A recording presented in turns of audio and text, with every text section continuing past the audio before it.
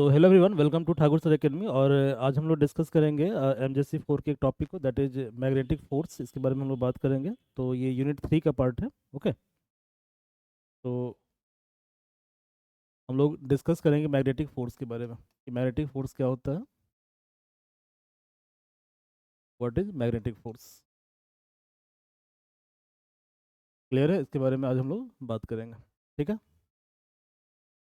तो इसको Lawrence force के नाम से भी जाना जाता है। ठीक है। और मैग्नेटिक फोर्स जो होता है वो मैग्नेट के कारण होता है। ठीक है। तो सबसे पहले हम क्या करेंगे, एक एक्सपेरिमेंट को परफॉर्म करेंगे। इस एक्सपेरिमेंट में सिंपली हम क्या करते हैं कि एक हम वायर लेते हैं। तो एक इलेक्ट्रिक वायर आपके पास है। ठीक है। तो इलेक्ट्रिक वायर एक आपके पास है, और ये जो इलेक्ट्रिक वायर है यहाँ से हम करंट आई को पास करते हैं। ठीक है। तो यहाँ से आई करंट पास हो रहा है। क्लियर है? और इसके जस्ट नियर बाय में हम क्या करते हैं, एक चार्ज क्यू को प्लेस कर देते हैं। ठीक है। तो यहाँ पे क्या है, एक चार्ज क्यू रखा हुआ है, और ये जो चार्ज है ये क्या है, स्टेशनरी है। ठीक है। तो ये चार्ज क्या है, स्टेशनरी है। क्लियर है? तो this charge is not experiencing any kind of force, मतलब ये चार्ज क्या करता है, किसी तरह के फोर्स को एक्सपीरियंस नहीं कर रहा है। ठीक है। तो यदि ये किसी फोर्स को एक्सपीरियंस नहीं कर रहा है, इसका मतलब क्या हुआ कि यहाँ पे कोई भी फील्ड नहीं है, क्योंकि फील्ड जो है वो जरूरी होता है फॉर इंटरेक्शन। ठीक है। इंटरेक्शन का मतलब फिजिक्स में फोर्स होता है। ठीक है। तो कहीं भी यदि वर्ड लिखा हुआ इंटरेक्शन, इसका मतलब क्या हुआ कि वहाँ पे कुछ फोर्स काम कर रहा है। ठीक है। और फोर्स तभी काम करता है जब क्या होता है, वहाँ पे फील्ड का प्रेजेंस होता है। क्लियर है? ठीक है। तो यानी कि इंटरेक्शन के लिए फील्ड का होना क्या है, एसेंशियल है। तो यहाँ पे दो तीन पॉइंट है जो आप लिख लें। ठीक है। ये आपके काम का है। ठीक है। तो पहला पॉइंट तो ये है कि इंटरेक्शन का मतलब फोर्स होता है। ओके। तो इंटरेक्शन दैट इज फोर्स। ठीक है। Force it require presence of field. ठीक है। It require presence of field, मतलब विदाउट फील्ड के प्रेजेंस के फोर्स नहीं लगता है। ठीक है। इंटरेक्शन नहीं होता, प्रेजेंस ऑफ फील्ड। क्लियर है? अब ये जो फील्ड है ये कई तरह का होता है। जैसे मान लीजिए कि जब हम ग्रेविटेशनल फोर्स को एक्सपीरियंस करते हैं। ठीक है। तो यहाँ पे फील्ड क्या होता है, फील्ड ग्रेविटेशनल फील्ड होता है, और ये इंटरेक्शन होता है मास के कारण। ठीक है। तो मास क्या है, पार्टिकल का एक प्रॉपर्टी है। आ रहा समझ में? ऐसे ही जब आप एक्सपीरियंस करते हैं इलेक्ट्रिक फोर्स को, ठीक है, तो यहाँ पे क्या है कि पार्टिकल का एक प्रॉपर्टी होता है। ठीक है। That is called charge. Clear? तो इलेक्ट्रिक चार्ज क्या पार्टिकल प्रॉपर्टी है जो रिस्पॉन्सिबल होता है इलेक्ट्रोस्टैटिक इंटरेक्शन के लिए। ओके। तो यहाँ भी कुछ ना कुछ प्रॉपर्टी, जो प्रॉपर्टी क्या होगा, रिस्पॉन्सिबल होगा मैग्नेटिक फील्ड के लिए। बट यहाँ पे हम देख रहे हैं कि there is no any kind of interaction. जब भी हम इस वायर के सामने, ठीक है, किसी चार्ज को रखते हैं तो यहाँ पे इंटरेक्शन नहीं हो रहा। ठीक है। तो इंटरेक्शन नहीं हो रहा, इसका मतलब क्या हुआ, इसका मतलब ये हुआ कि इस पर्टिकुलर पॉइंट पे there is absence of field. यहाँ पे कोई भी फील्ड नहीं है, एब्सेंस ऑफ फील्ड। यहाँ फील्ड का एब्सेंस है। ठीक है। तो जब फील्ड का एब्सेंस होगा, इसका मतलब क्या हुआ, देर इज नो इंटरेक्शन, मतलब फोर्स क्या होगा, जीरो होगा। तो यहाँ पे देर इज नो इंटरेक्शन। ये पहला सिचुएशन है।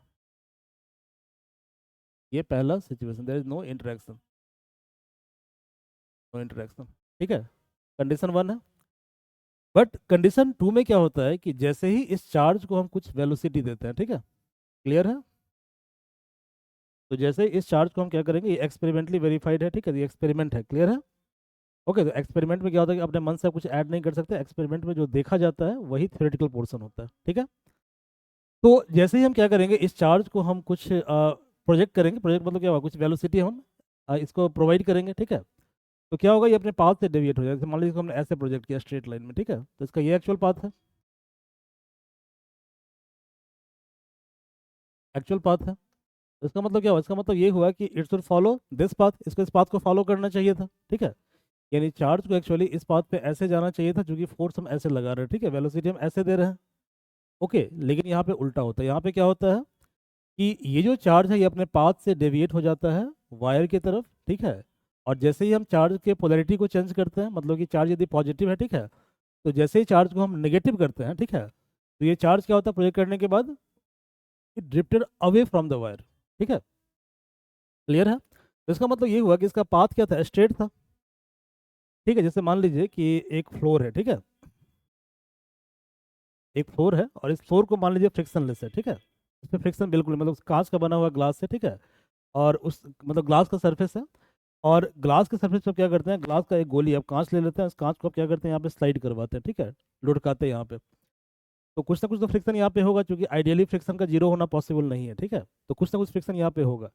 लेकिन ये सरफेस जितना ज़्यादा स्मूथ होगा, क्लियर है, तो ये बॉल क्या होगा, बॉल उतना ज़्यादा डिस्टेंस को ट्रैवल करेगा। ओके। तो इसका मतलब ये हुआ कि बॉल जब बहुत लंबे डिस्टेंस के बाद जाकर रुकता है तो कोई ना कोई फ्रिक्शन यहाँ पे काम कर रहा है। अब जैसे जैसे सरफेस को हम रफ करेंगे, पहले हमने ग्लास का सरफेस लिया, अब बाद में हम टाइल्स लेते हैं। टाइल्स में क्या होगा, टाइल्स में जो है ग्लास की तुलना में क्या कहते हैं, ये जो गोली है ये कम डिस्टेंस को ट्रेवल करेगा, ठीक है। ग्लास के बाद हम मान लो क्या कहते हैं, थोड़ा सा पक्के का फर्श हम ले लेते हैं, तो क्या होगा, गोली और कम डिस्टेंस ट्रेवल करेगा। अब हम क्या करते हैं, यहाँ पे कुछ कंकर पत्थर रख देते हैं, ठीक है। तो कितने वेलोसिटी से हम ग्लास को प्रोजेक्ट करते हैं, ठीक है, तो ग्लास का पाथ तो ऐसा है, स्ट्रेट लाइन है, क्लियर है। लेकिन क्या होता है कि कुछ इंटरेक्शन के कारण जो है, ठीक है, ग्लास क्या होता है, ये ग्लास जो अपने पास से डिफ्लेक्ट हो जाता है। तो एक तो ये हम केस ले सकते हैं। सेकेंड केस हम ये लेते हैं कि इस ग्लास के ऊपर हमने चार्ज प्लस क्यू डाल दिया। कितना चार्ज डाल दिया हमने, प्लस क्यू। तो यहाँ पे डाल दिया प्लस क्यू चार्ज, ठीक है, और यहाँ पे आसपास में कोई भी फील्ड नहीं है, ठीक है, मतलब यहाँ पे इलेक्ट्रिक फील्ड का प्रेजेंस बिल्कुल जीरो है, ठीक है। और ग्लास को थोड़ा सा हम पुश करते हैं, हल्का सा फोर्स लगाते हैं इसके ऊपर। तो जब ग्लास पे हम ये फोर्स लगाएंगे तो ग्लास क्या होगा, ग्लास स्ट्रेट लाइन में ट्रैवल करेगा। और तब तक ट्रैवल करेगा जब तक कि क्या कहते हैं, जब तक इस पर कोई एक्सटर्नल फोर्स काम नहीं कर रहा है, बाहर से कोई फोर्स काम नहीं कर रहा है, ठीक है। लेकिन चूंकि ग्लास के ऊपर प्लस क्यू चार्ज है, और मान लो कि थोड़ी देर जाने के बाद जो है इस पॉइंट पे एक बहुत बड़ा चार्ज क्यू है, क्लियर है। तो जैसे ही ग्लास इस पॉइंट पे आएगा, ठीक है, तो ग्लास क्या करेगा, ग्लास चूंकि ये चार्ज पॉजिटिव है, तो क्या होगा, ग्लास अपने पाथ से डिफ्लेक्ट हो जाएगा। आया समझ में। तो ये जो नया तरह का डिफ्लेक्शन ग्लास एक्सपीरियंस कर रहा है, ठीक है, that is due to presence of new kind of field. और ये जो नया तरह का फील्ड है प्लस क्यू चार्ज के कारण सिर्फ इस रीजन के अंदर प्रेजेंट है। तो डिफ्लेक्शन क्या होगा, डिफ्लेक्शन सिर्फ इस पर्टिकुलर रीजन के अंदर होगा। जैसे इसके बियॉन्ड ये जाएगा तो डिफ्लेक्शन फिर क्या होगा, जीरो हो जाएगा, ठीक है।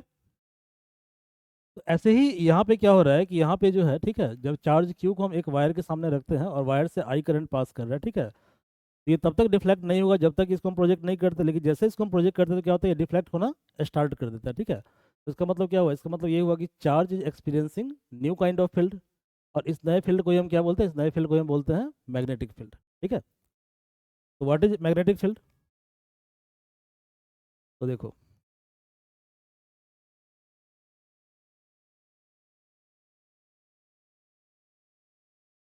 The field experienced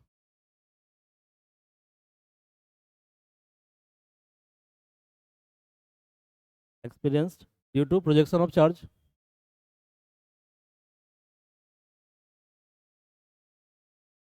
due to projection of charge, projection of charge,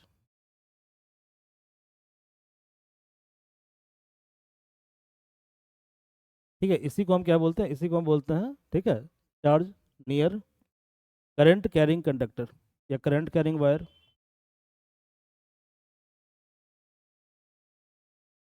near current carrying wire,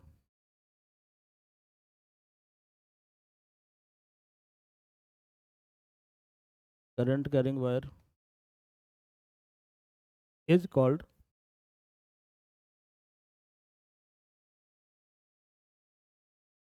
magnetic field,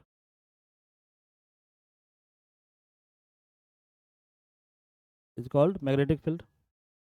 और मैग्नेटिक फील्ड को हम कैपिटल बी से डिनोट करते हैं। और कोई भी फील्ड हो, फील्ड क्या होता है, वेक्टर क्वांटिटी होता है। तो फील्ड क्या होगा, वेक्टर क्वांटिटी होगा, ठीक है। तो फील्ड क्या होगा, फील्ड एक वेक्टर क्वांटिटी होगा। यहाँ तक कोई दिक्कत नहीं है, समझ में आ गया। नाउ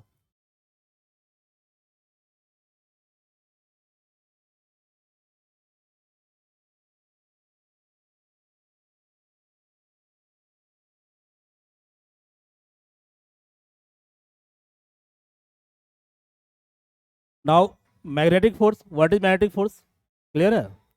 तो टाइप ऑफ इंटरेक्शन, इंटरेक्शन मतलब फोर्स, ठीक है, in the presence of magnetic field, that is called magnetic force.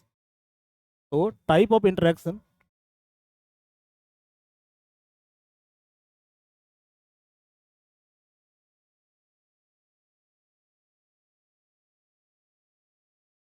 In the presence of,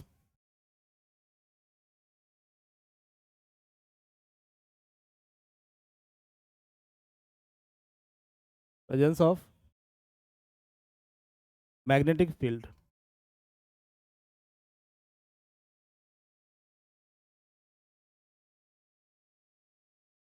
ठीक है, मैग्नेटिक फील्ड। ओके, तो इस तरह के इंटरेक्शन को हम क्या बोलते हैं, इसको बोलते हैं मैग्नेटिक फोर्स, ठीक है।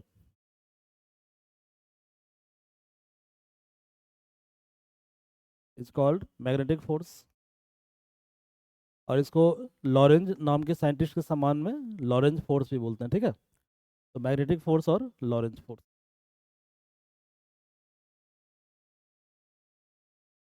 लॉरेंज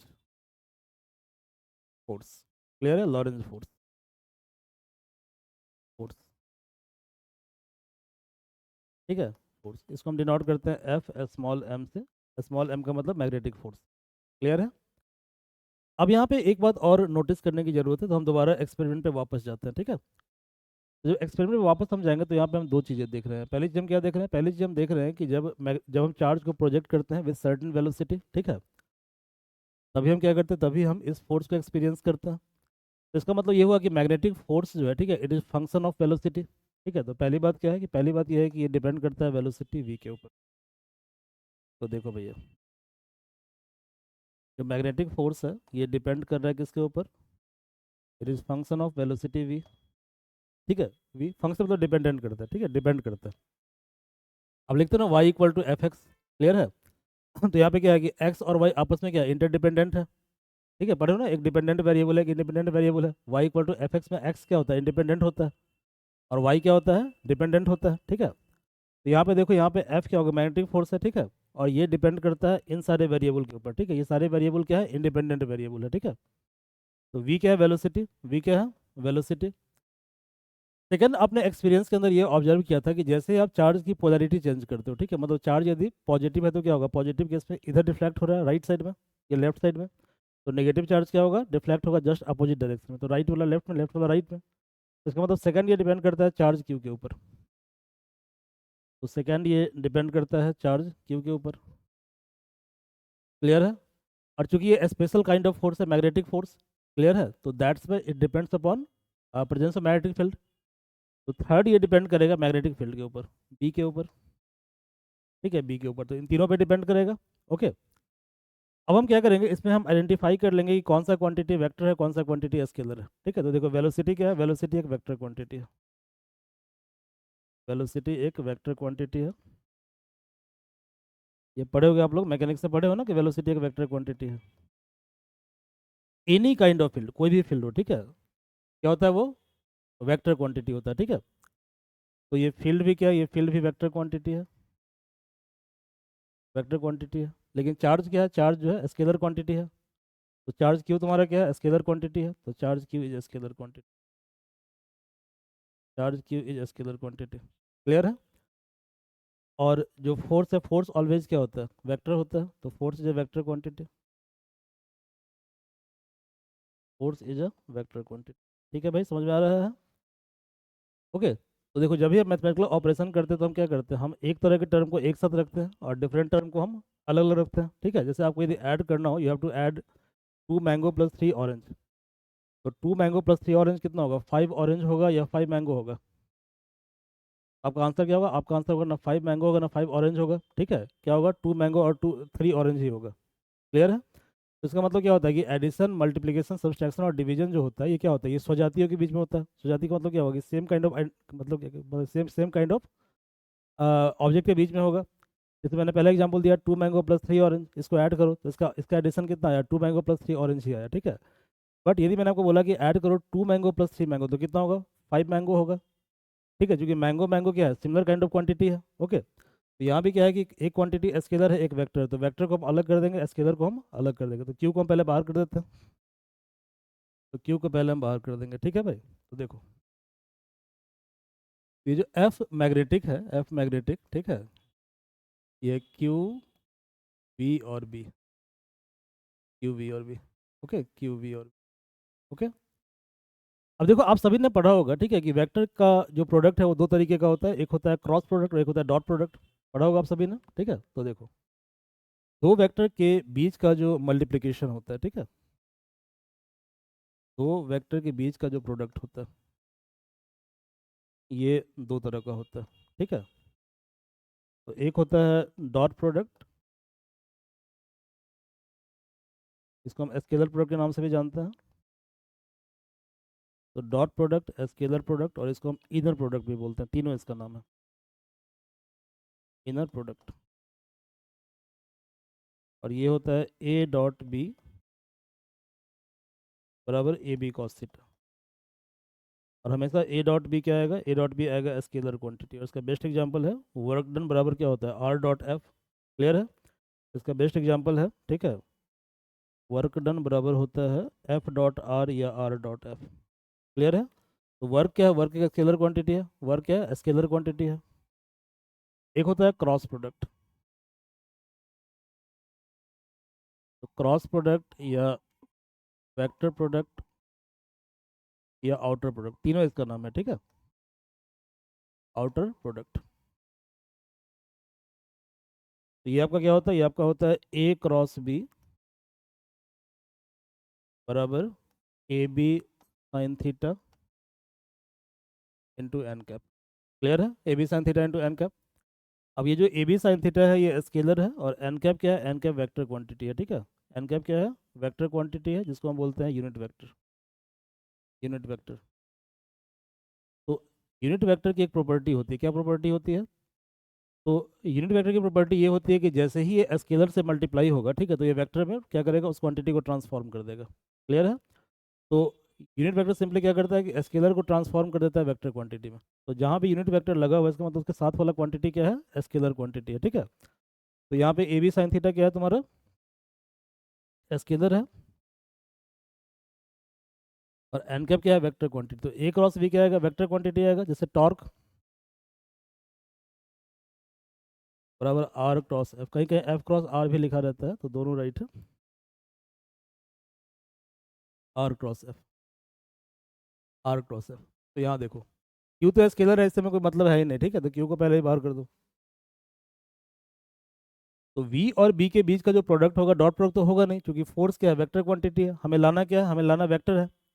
तो वी और बी के बीच का जो पॉसिबल प्रोडक्ट है वो क्या होगा, क्रॉस प्रोडक्ट होगा। तो यानी कि मैग्नेटिक फोर्स का फॉर्मूला हो जाएगा क्यू बी क्रॉस बी। समझ में आ गया या कोई दिक्कत है बताओ, ये problem, Q V cross B. यहाँ ध्यान रखें इस बात को, ठीक है। ये वाले बी क्रॉस बी ब्रैकेट में, तो इसका मतलब ये नहीं है कि ये क्यू भी क्रॉस क्यू भी है, ठीक है, ऐसा मत कीजिएगा, ठीक है। क्लियर है। ये क्यू अलग है, तो क्यू वी क्रॉस बी, इसका ऑपरेशन अलग होगा, ये स्केलर क्वांटिटी है, और ये वेक्टर क्वांटिटी, तो इसका ऑपरेशन अलग होगा, इसका ऑपरेशन अलग होगा, ठीक है। क्लियर है। तो पहले क्या करना है, पहले हमें V cross B find out करना है, और फिर उसको क्यू से मल्टीप्लाई करना है while solving the numerical problem. जब भी हम न्यूमेरिकल प्रॉब्लम को सॉल्व करेंगे, वहाँ दिक्कत यही आती है, ठीक है, कि due to lack of concept clarity हम लोग क्या करते हैं, तीनों को मल्टीप्लाई कर देते हैं, ठीक है। तो हमेशा पहले क्या करना है, पहला स्टेप क्या होगा, फर्स्ट स्टेप होगा कि पहले हमें निकालना है वी क्रॉस बी, ये पहला स्टेप है। और जब ये निकाल लेंगे, फिर हम क्या करेंगे, फिर इसको हम क्यू से मल्टीप्लाई करेंगे, सेकेंड स्टेप। समझ में आ गया, ठीक है। तो मैग्नेटिक फोर्स कितना हो गया, क्यू वी क्रॉस बी हो गया, ठीक है, क्यू वी क्रॉस बी हो, Q V cross B. Okay, चलिए इसको इन ब्रीफ हम डिस्कस करेंगे, बट उससे पहले थोड़ा सा हम और बात कर लेते हैं मैग्नेटिक फील्ड के बारे में, ठीक है। देखिए, क्योंकि हमने निकाला एफ मैग्नेटिक बराबर Q V cross B, okay, और वी क्रॉस बी कितना है, V B sine theta N cap. ये हो गया Q V B sine theta into N cap. Any problem, N cap, N cap. अब यदि मान लीजिए कि हमें मैग्नेटिक फील्ड का निकालना है मैग्नीट्यूड, क्या निकालना है, मैग्नेटिक फोर्स का मैग्नीट्यूड निकालना है, ठीक है। If you have to find out the magnitude of magnetic force, तो magnitude of magnetic force,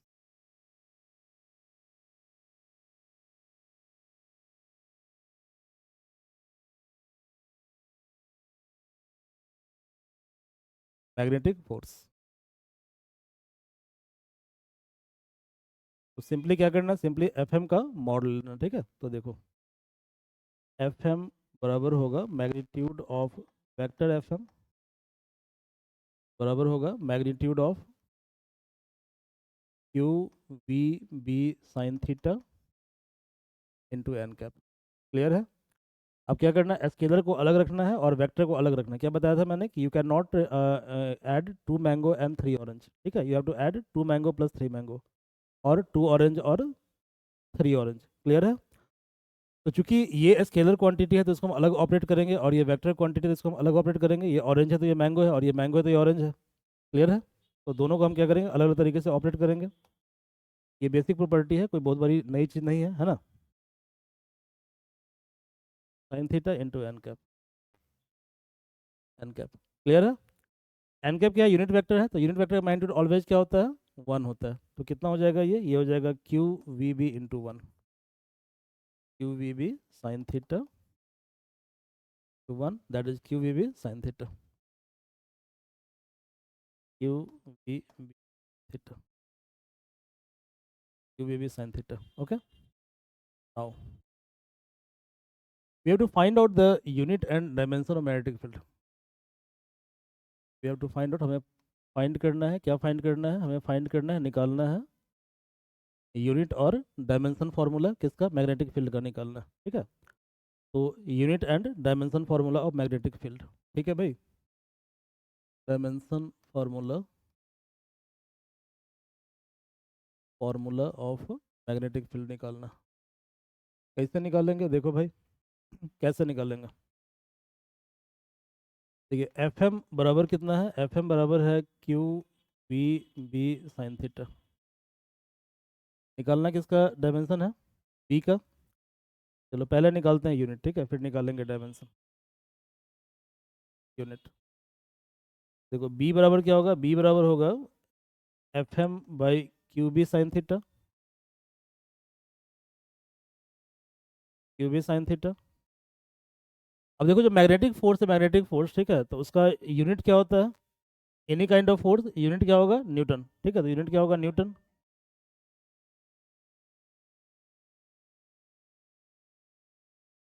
Newton, tell me one thing, यहाँ पे न्यूटन तो नाम है ना, तो हमने कैपिटल एन की जगह स्मॉल एन क्यों लिखा, वाई। जनरली क्या होता है कि नाम का पहला लेटर कैपिटल होता है, बट हमने यहाँ पे स्मॉल लेटर लिखा है, वाई नॉट कैपिटल लेटर। तो देखो ऐसा ही सिस्टम जो होता है, ठीक है, उसका एक रूल होता है। रूल क्या होता है कि जब भी किसी साइंटिस्ट को हम, साइंटिस्ट के नेम को हम यूज करते हैं यूनिट के तौर पे, क्लियर। जैसे एम्पियर, एम्पियर क्या है, साइंटिस्ट का नाम है। टेस्ला, टेस्ला क्या है, साइंटिस्ट का नाम है, क्लियर है। तो यदि हम फुल नेम को लिखेंगे तो हर एक लेटर क्या होगा, स्मॉल होगा, ठीक है। और यदि हम सिंगल लेटर को लिखेंगे तो लेटर क्या होगा, कैपिटल होगा। समझ में आया। तो दो रूल याद रखना, पहला क्या याद रखना है कि साइंटिस्ट के नेम को जब यूनिट के तौर पे हम यूज करते हैं और नाम हम पूरा लिखेंगे फुल नेम को, ठीक है, तो हर एक लेटर क्या होगा, स्मॉल होगा, क्लियर है। और यदि नाम का सिर्फ हम पहला लेटर यूज कर रहे हैं, जैसे कि 1 N हम यूज कर रहे हैं, ठीक है, तो क्या होगा, कैपिटल होगा, ठीक है।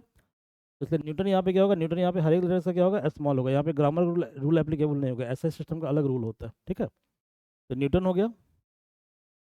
ऐसे देखो चार्ज का यूनिट क्या होता है, कूलम। तो यदि मान लो हर एक हम वर्ड लिख रहे हैं तो क्या लिखेंगे, COULOMB, यहाँ पे सी क्या होगा, स्मॉल होगा, ओके। और साइन थीटा क्या है, साइन थीटा ट्रिग्नोमेट्रिकल फंक्शन है। तो कोई भी जो ट्रिग्नोमेट्रिकल फंक्शन होता है, मैथमेटिकल फंक्शन होता है, वो डायमेंशन लेस होता है और यूनिट लेस होता है, उसका यूनिट नहीं होता है, ठीक है, क्लियर है। तो कितना हो गया, ये आपका हो गया न्यूटन, ओके। क्यू और वी भी है ना, वेलोसिटी भी है, हमने गलती से बी लिख दिया है, ये बी होगा, है ना। तो बी बराबर कितना आ गया, F M by Q B sine theta, ठीक है। अच्छा वेलोसिटी क्या होता है, वेलोसिटी होता है मीटर पर सेकंड, तो सेकंड को हम ऊपर ले जाते हैं, ठीक है। तो कितना हो गया, ये हो गया आपका, चलो न्यूटन के बदले में स्मॉल वर्ड यूज करते हैं, तो NS newton second coulomb, coulomb metre, ठीक है, कूलम मीटर, ओके। तो वैसे इसका जो प्रैक्टिकल यूनिट है वो गाउस होता है, क्या होता है, गाउस, ठीक है। गाउस और टेस्ला दोनों हम यूज करते हैं। टेस्ला तो बहुत नामी आदमी है, आपने नाम सुना होगा टेस्ला के बारे में। टेस्ला एक बहुत बड़ी कंपनी है, इलॉन मास्क का, ओके। तो ये मैग्नेटिक फील्ड के नाम से रखा गया होगा शायद, because mask is also fascist. Elon Musk क्या फेसिस्ट है ना, okay, he is a great fascist, okay. तो देखो भाई इसका जो प्रैक्टिकल यूनिट है, प्रैक्टिकल यूनिट वो क्या होता है, टेस्ला और गाउस, टेस्ला और गाउस। और ये दोनों साइंटिस्ट का नाम है, ठीक है, दोनों साइंटिस्ट का नाम, क्लियर है। तो चूंकि गाउस काफ़ी बड़ा यूनिट है तो जनरली हम टेस्ला यूज करते हैं, ठीक है। और एक टेस्ला बराबर 10⁻⁴ गाउस होता है। एक टेस्ला बराबर क्या होता है, 10⁻⁴ गाउस होता है, गाउस होता है। ये समझ में आ गया आपको। Next we have to find out the dimension formula of magnetic field, ठीक है। तो देखो यूनिट क्या हुआ, newton second coulomb per metre, coulomb metre. वैसे यूनिट क्या है, टेस्ला और गाउस है, और 1 टेस्ला बराबर 10⁻⁴ गाउस होता है, ठीक है। ये आपको ध्यान में रखना है, ठीक है, ये मेमोराइज कर लेना है। नेक्स्ट हमें फाइंड करना है डायमेंशन फार्मूला। तो next we have to find out the dimension formula of magnetic field. Dimension formula ये कैसे निकाल लेंगे? डायमेंशन फार्मूला ये आपने पढ़ा होगा 11वीं क्लास में, ठीक है, यूनिट एंड डायमेंशन पहला चैप्टर है। डायमेंशन फार्मूला ये सारा चीज़ जो हम पढ़ रहे हैं ना, ठीक है, नई चीज़ें नहीं है, उसी का एक्सटेंशन है, ठीक है, जो 11th में पढ़े उसी का नया एक्सटेंशन है, ठीक है। ओके, तो देखो भाई, एफ बराबर कितना है? Q V B sine theta, Q V B sine theta. तो यहाँ से बी कितना होगा? बी होगा F by Q V sine theta, Q V sine theta. अब डायमेंशन निकालना आप लोग जानते हैं ना कि नहीं जानते हैं, बताइए। देखिए, फोर्स होता है मास इंटू एक्सेलरेशन। क्या होता है? Mass into acceleration. और मास का डायमेंशन m होता है, एक्सेलरेशन होता है वेलोसिटी बाई टाइम, ठीक है, वेलोसिटी बाई टाइम। और देखिए, वेलोसिटी क्या होता है? वेलोसिटी होता है डिस्प्लेसमेंट बाई टाइम, ठीक है। तो डिस्प्लेसमेंट क्या होता है? डिस्प्लेसमेंट को हम लेंथ के टर्म में एक्सप्रेस करते हैं, ठीक है। तो यहाँ पे मैं साइड में लिख देता हूँ ताकि वो कन्फ्यूजन ना हो। तो वेलोसिटी होता है displacement delta x by time delta T. तो डिस्प्लेसमेंट होता है एल और टाइम होता है टी, ठीक है। तो ये एल बाई टी हो गया। ओके, तो इसलिए वेलोसिटी क्या होगा? तो चूंकि वेलोसिटी आपका एल बाई टी है और टाइम है टी, तो ये हो गया एम एल टी का पावर -2, इतना हो जाएगा। तो ये फोर्स का, ये हो गया तुम्हारा क्या नाम है, फोर्स का डायमेंशन फार्मूला हो गया ml t-2, ml t-2। मैं दोबारा बता देता हूँ, ठीक है, समझिए जरा इस चीज़ को, दोबारा समझ लीजिए।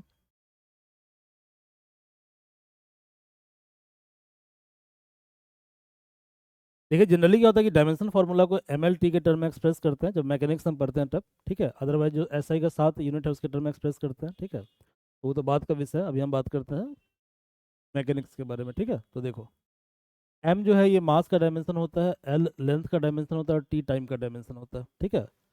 डायमेंशन फार्मूला की एक प्रॉपर्टी होती है कि यहाँ पे l माइनस एल जीरो नहीं होता है, l माइनस एल एल होता है, ठीक है। और l प्लस एल 12 नहीं होता है, l प्लस एल क्या होता है? l ही होता है, ठीक है। क्लियर है? तो dimension formula is independent of addition and subtraction, ये प्रॉपर्टी होती है, ये आपने पढ़ा होगा 11th क्लास में, ठीक है। तो देखो, हमें निकालना क्या है? एक्सेलरेशन। तो पहले हम निकाल लेते हैं वेलोसिटी। तो वेलोसिटी डेल्टा वी क्या होगा? डेल्टा वी होगा चेंज इन क्या कहते हैं, position by change of time. तो चेंज इन पोजिशन क्या होगा? x2 minus x1 by t2 minus t1। अब x2 क्या है? x2 पोजिशन है, तो इसका डायमेंशन क्या होगा? l, ठीक है। x1 क्या है? पोजिशन है, पोजिशन मतलब लेंथ, डिस्टेंस, तो डिस्टेंस का डायमेंशन हमेशा क्या होता है? l होता है। तो l minus L, l minus L, ऐसे देखिए। t2 का t2 क्या टाइम है, डायमेंशन क्या होगा? t, और t1 भी टाइम है, तो t माइनस टी। अब मैंने क्या बताया था? l माइनस एल जीरो मत कर दीजिएगा, ठीक है, क्योंकि जीरो बाई जीरो क्या होता है? इंडिटरमिनेट फॉर्म होता है, आपने पढ़ा होगा कैलकुलस में, ठीक है। इसको जीरो नहीं करना। तो l माइनस एल क्या होगा? l, और t माइनस टी क्या होगा? t। तो l बाई टी कितना हो जाएगा? LT-1। ऐसे निकालना है a। तो a क्या होता है? Delta v by delta T होता है। तो डेल्टा v मतलब LT-1, और डेल्टा टी का मतलब t। तो t जब ऊपर गया तो कितना हो गया? LT-2 हो गया। ओके, और फोर्स क्या होता है? फोर्स होता है मास इंटू एक्सेलरेशन। फोर्स क्या होता है? फोर्स होता है मास इंटू एक्सेलरेशन। तो मास कितना है? मास है m, और एक्सेलरेशन कितना निकालना है? LT-2, ठीक है। तो ये हो गया MLT-2। क्लियर है? नेक्स्ट निकालना है क्यू, चार्ज क्यू। तो चार्ज क्यू कैसे निकालेंगे? ठीक है, तो चार्ज क्यू का मतलब हम आगे इलेक्ट्रोस्टैट्स में, इलेक्ट्रोस्टैट्स में तो आपने पढ़ा ना, क्यू बराबर आई टी होता है। क्यू बराबर क्या होता है? आई टी होता है। तो आपने पढ़ा है कि चार्ज क्यू बराबर चूंकि आई टी होता है, ठीक है, आई टी होता है। ओके, तो आई क्या है? फंडामेंटल क्वांटिटी है, और टाइम क्या है? Fundamental quantity. तो कितना होगा? आई टी होगा। तो क्यू हो गया आई टी, आई टी। और वेलोसिटी क्या होता है? वेलोसिटी होता है LT-1, अभी निकाले थे हम लोग। तो वेलोसिटी था LT-1, ठीक है। कोई भी ट्रिगोनोमेट्रिकल फंक्शन जो होता है, एनी मैथमेटिकल फंक्शन, ठीक है, एक्सपोनेंशियल फंक्शन, ठीक है, ये सभी क्या होता है? डायमेंशनलेस, इसका डायमेंशन नहीं होता है, ठीक है।